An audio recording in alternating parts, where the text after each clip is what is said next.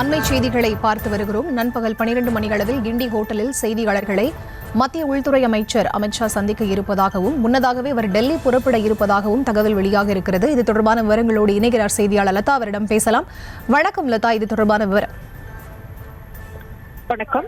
2 நாள் பயணமாக மத்திய உள்துறை அமைச்சர் அமித்ஷா தமிழகத்திற்கு வருகை தந்துள்ள நிலையில் அவர் கிண்டியில் இருக்கக்கூடிய தனியார் நட்சத்திர விடுதியில் தங்கியிருந்தார். அவர் காலையில் மீட்டிங், அதாவது பாஜக முக்கிய நிர்வாகிகளை சந்தித்து மீட்டிங் என்பது நடைபெறும். அதற்கு பிறகாக செய்தியாளர் சந்திப்பு என்பது நடைபெறும்.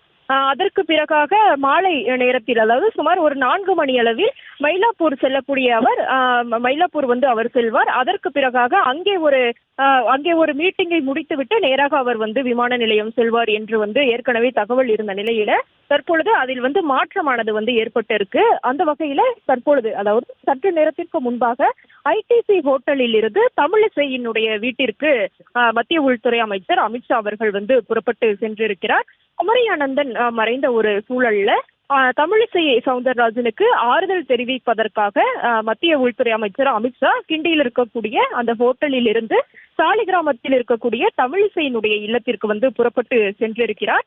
அங்கே சென்ற அவர் நேரில் தமிழிசை சவுந்தரராஜன் அவர்களை நேரில் சந்தித்து அவரினுடைய தந்தை மறைந்த ஒரு சூழல்ல அவர்களுக்கு ஆறுதலை தெரிவிக்க இருக்கிறார்.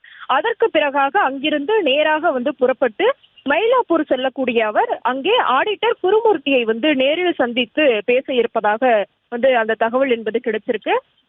ஆடிட்டர் குருமூர்த்தியை அவர் சந்திக்க இருப்பதாக தகவல் என்பது கிடைத்திருக்கக்கூடிய ஒரு சூழல்ல சுமார் 1 மணி நேரம் இந்த சந்திப்பு என்பது நடைபெறும் என்றும் அதில் பல்வேறு விஷயங்கள் தொடர்பாக, முக்கியமாக பாஜக அதிமுக கூட்டணி தொடர்பாகவும், அதே போல தமிழ்நாட்டில் தற்பொழுதைய அரசியல் நிலவரம் என்னவாக இருக்கிறது என்பது தொடர்பாகவும், அதே போல மாநில தலைவர் நியமனம் என்பது நடைபெற இருக்கக்கூடிய சூழல்ல அது தொடர்பாகவும் அவர்கள் ஆலோசனை மேற்கொள்ளலாம் என்ற தகவலானது கிடைத்திருக்கிறது. அந்த வகையில தமிழிசை இல்லத்திற்கு சென்றிருக்கக்கூடிய அவர் அங்கே நேரில் தமிழிசையை சந்தித்து விட்ட பிறகாக நேராக குருமூர்த்தியினுடைய இல்லத்திற்கு, அதாவது மயிலாப்பூரில் இருக்கக்கூடிய குருமூர்த்தியினுடைய இல்லத்திற்கு அவர் செல்ல இருக்கிறார்.